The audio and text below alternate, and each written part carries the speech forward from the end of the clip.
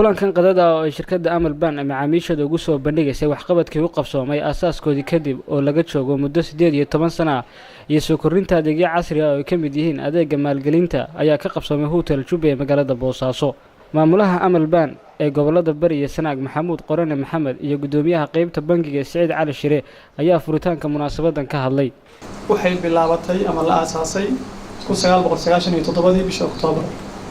waxay ka koobnayd shirkado dhowr ah oo yaryar oo ilaa dhowr 10 shirkadood ah ee markii hore ka koobnayd oo mid walba iskeed gooni u shaqaysanaysay.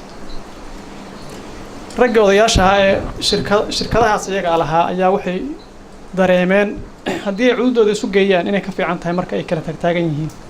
sidaa darteed waxay go'aansadeen inay noqdaan hal shirkad hal magacna ku shaqaynayo cududda iyo calafkaba la isu geeyo.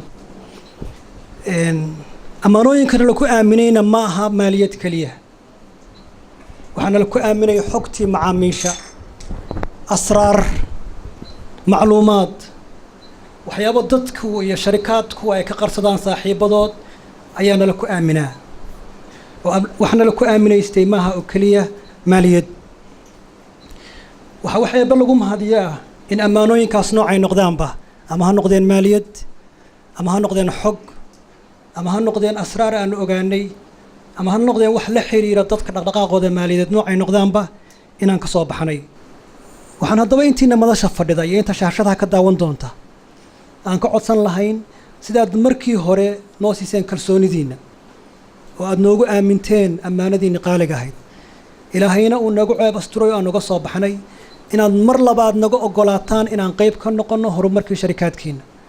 gudoomiyaha hore ee baarlamaanka Puntland Saciid Xasan Shire iyo gudoomiye ku-xigeenka rugta ganacsiga Puntland iyo waxgarad kale oo madasha ka hadlay ayaa soo dhaweeyay dhankooda waxqabadkii u qabsoomay shirkadda Amal Ban. Amal waxaan leeyahay Allah u barakeeyo aniguna waxaan isku tirinayaa meherad maan leeyahay raggii u horeeyay oo muddo dheer baanan meel kale aqoon ku lahayn. marka waxaan ka hadlayaa iyada culimaduna u ducaysay Sheekh Daahir oo aan malaynayno in la aqbalo ducadiisa ana u ducay ugaasuna u ducay annana waa u ducaynaynaa.